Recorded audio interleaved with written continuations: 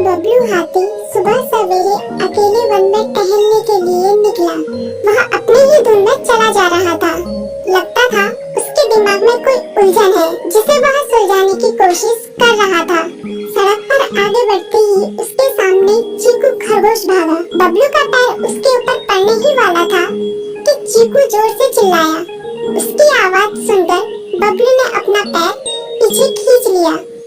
कहाँ खोए हो बबलू भाई? कहीं नहीं, बस कुछ ऐसे ही सोच रहा था। किस बारे में?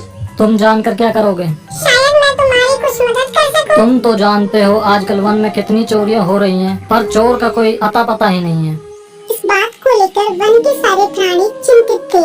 वे वहाँ खुद को सुरक्षित महसूस नहीं कर रहे थे।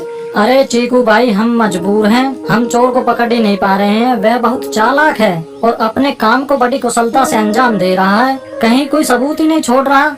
हमारे राजा इस बात को लेकर बहुत चिंतित हैं। यही कारण है कि हम सब इस बारे में सोच रहे हैं। अब तुम मेरी इसमें क्या मदद कर सकते हो? मैं कुछ सोचता हूँ, हो सकता है मुझे कोई उपाय सूझ जाए। प्रयास करने में कोई हर्ज तो नहीं है। तुम ठीक कहते हो चीकू, लेकिन वन के गुप्तचर भी अभी तक इसका कोई हल नहीं निकाल सके। इतना कहकर वे चुप हो गए। बबलू की बातों ने चीकू को सोचने के लिए मजबूर कर दिया।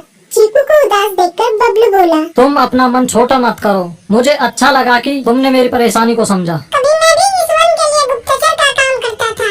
एक बार मेरी टांग टूट जाने से मेरे अंदर फुर्ती नहीं रही। तब से मैंने यह काम छोड़ दिया। चीकू, तुम चाहो तो यह काम दोबारा कर सकते हो। वन के प्राणी ज्यादातर दिन में भोजन की तलाश करते हैं, वे रात को आराम करते हैं। तुम दिन रात दोनों में ही भोजन की तलाश में निकल सकते हो। हो सकता है रात को तुम्हें कुछ ऐसी बातों का पता चल जाए जो हमारे काम की हो। हाँ बबलू, तुम ठीक कहते हो। मैं आज रात को वन में घूमकर इस बात का पता करने की कोशिश करता हूँ। थोड़ी देर बातें करके चीकू अपने बिल की ओर बढ़ गया और बबलू अपने रास्ते चला गया। चीकू के दिमाग में अभी तक बबलू की कई बातें घूम रही थी। उसे समझ नहीं आ रहा था वह बबलू की मदद कैसे करे। दिन भर वह उसी उधेड़-बुन में लगा रहा। शाम होते ही चीकू कुछ सोचने लगा और वह चुपचाप बिल से बाहर निकल आया। चीकू की पत्नी ने देखा तो बोली, इस समय कहाँ जा रहे हो? बाहर खतरा है। खतरा तो सुबह भी रहता है, लेकिन खतरों से डरकर हम भूखे तो नहीं मर सकते। मैं बाहर घूम कर आता हूँ। इतना कहकर चीकू रात को बिल से बाहर निकल आया। कुछ दूर जाकर उसकी नजर बंकू उल्लू पर पड़ी, जो कुछ ही दूरी पर था। वह पेड़ की डाल पर बैठा अपनी गर्दन चारों तरफ घुमा रहा था।